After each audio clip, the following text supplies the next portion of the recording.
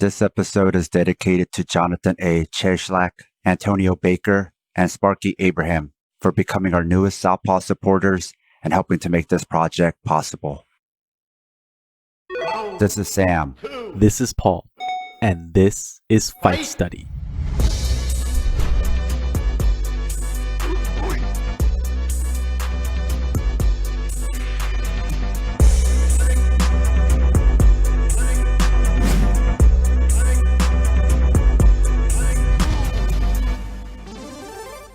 "2021 still has the stink of 2020 all over it, but at least MMA is off to a great start.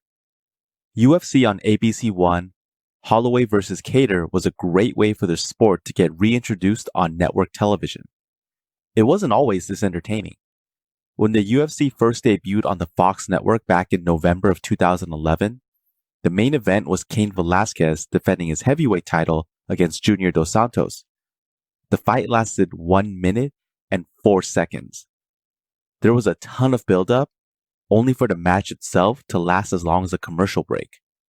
This time around, the UFC didn't suffer from the same fate. Holloway put on a clinic against Kattar in a 5-round classic. Despite the fight going the distance, it wasn't close at all. All judges had Holloway winning every round. Where they couldn't come to a consensus is how badly Kattar got beat. Judges Mike Bell and Ben Cartledge scored it 50-43, while Judge David Letheby had it 50-42. The last time a scorecard was that one-sided for a 5-round fight was when Rich Franklin beat David Loazo at UFC 58. That's right, you have to go back to 2006 to find the last time this has happened. It's crazy to think how much MMA has changed since then, let alone the last couple of years. Think about the featherweight and lightweight divisions. Both weight classes were stacked with strong wrestlers, and it would have been impossible to climb the rankings without running into at least one fighter that has a grappling base. Look at the current top 10 at 145 and 155 pounds. Almost every single person on the list is a competent striker that has established themselves as a danger on the feet. Among the featherweights, Holloway and Kattar stand out as fighters that have never had a boring round between them. This fight was historic, not just because it was the first UFC on ABC, let alone the first major MMA card in 2021, but several records were broken. Holloway landed a UFC record 445 significant strikes against Kattar. To give you some context, 445 significant strikes alone set the record for the most combined significant strikes in a UFC fight. Per Mark Raimondi of ESPN, that means Holloway landed more significant strikes today than any two fighters in one fight in UFC history. In round 4, Holloway landed 141 significant strikes, breaking the previous record of 134 significant strikes in a single round. Whose record did he break? His own from when he fought Brian Ortega.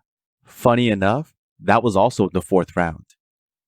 If that wasn't enough, Holloway also holds the record for most plus 100 strikes in back-to-back fights. That's a lot of numbers, but at least now you have some context as to the level of activity in this matchup. If you haven't watched the fight, pause this episode and find it online. But be careful because Dana White is on a mission to catch every streamer and put them behind bars because that's the most important issue plaguing the UFC. Trying to give a play-by-play for this fight is a disservice to Holloway's striking creativity and Kattar's resilience. So instead, we'll recap what was different and what was the same from both fighters. When the fight started, both Holloway and Kattar came out trying to establish their jabs. As mentioned in the preview, both fighters rely heavily on the jab to probe for information. Holloway throws at volume, drawing out reactions while doubling and tripling up on his attacks while mixing in plenty of hooks, uppercuts, and straights to the body. The more you react to Holloway's jabs, the easier it becomes for him to read your next move. Kattar's jabs come at opponents in a quick snapping motion where he doesn't give off a lot of tells. Kattar doesn't always turn his lead shoulder over when he jabs. He doesn't mind throwing them with the thumb facing up, similar to boxing grade Joe Calzaghe. This flicking type of jab is best used to distract you while he sets up his rear hand, which often lands with more power behind it. As the fight unfolded, Holloway was having more success.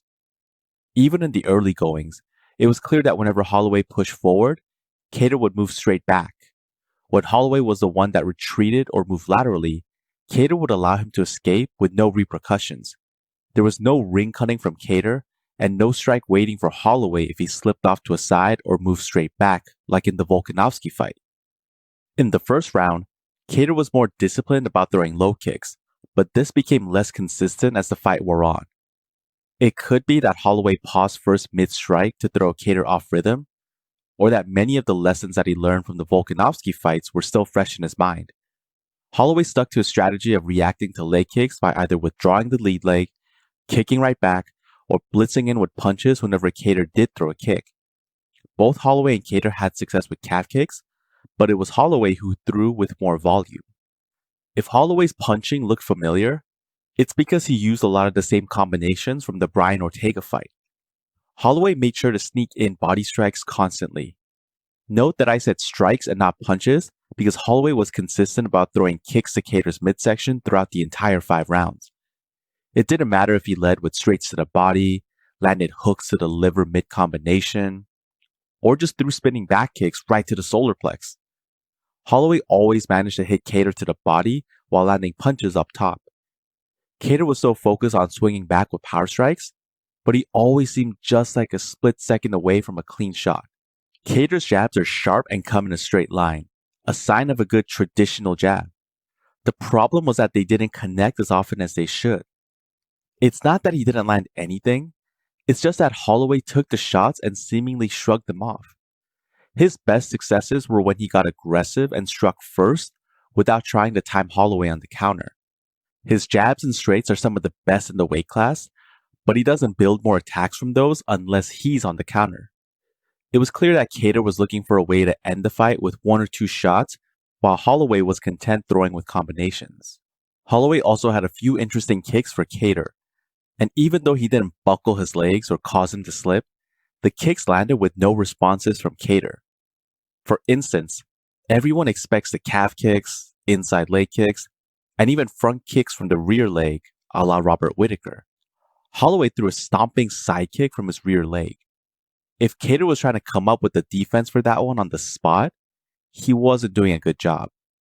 As time passed, Holloway's feints and accuracy made him appear faster than he was.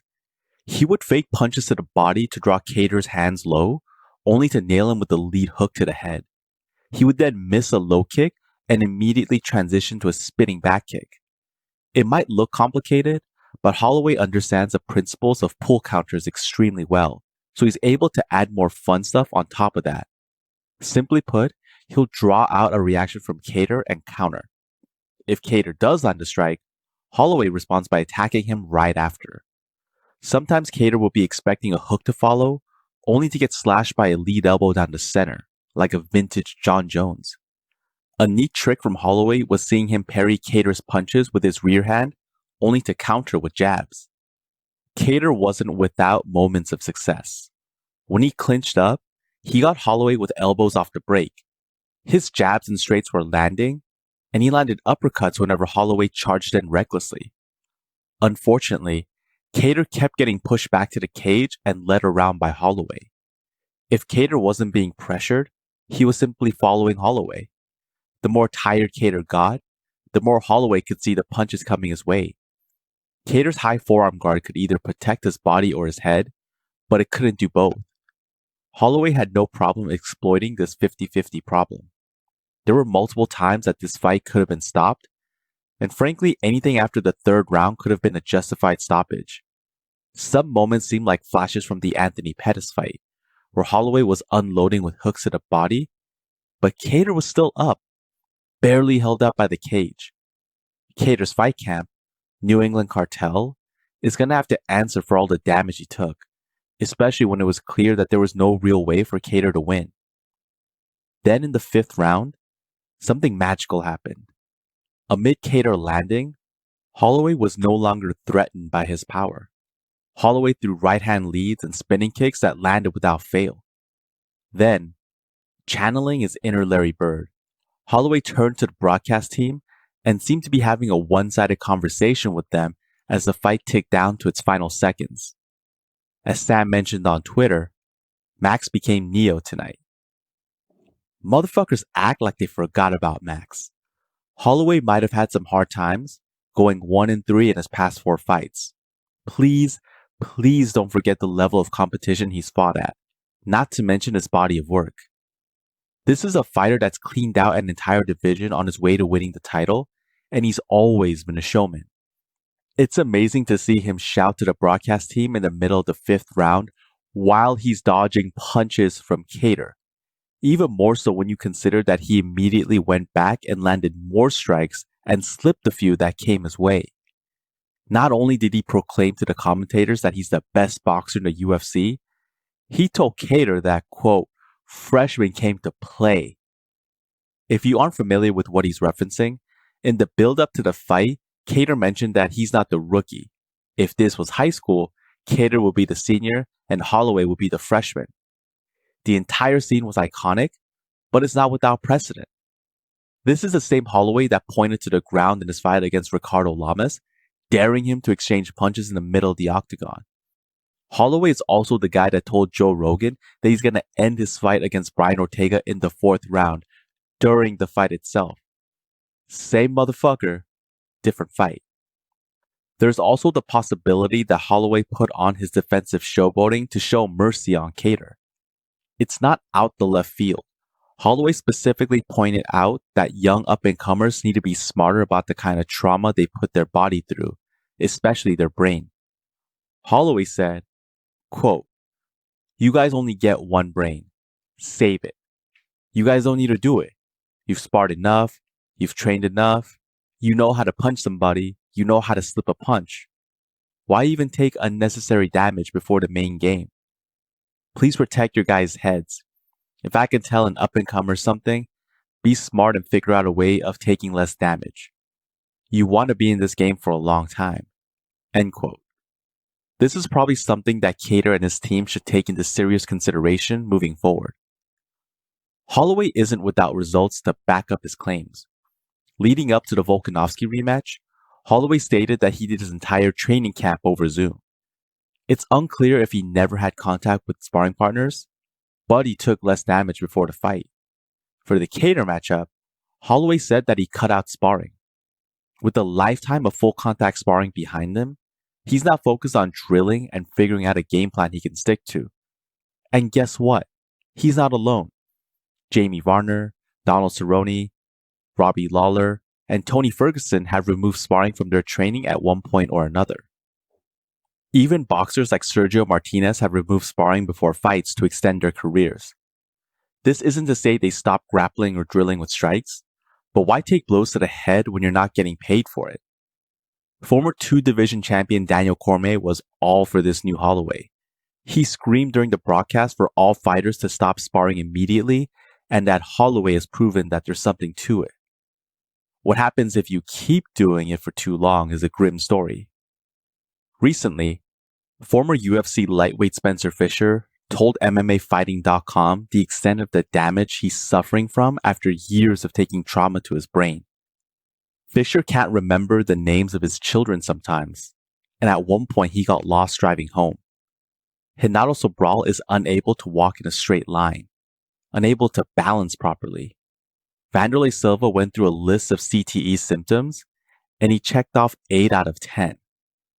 The late Jordan Parsons only had a 13-fight career before tragically dying in a hit-and-run accident, and an autopsy report confirmed that he'd suffered from chronic traumatic encephalopathy, CTE.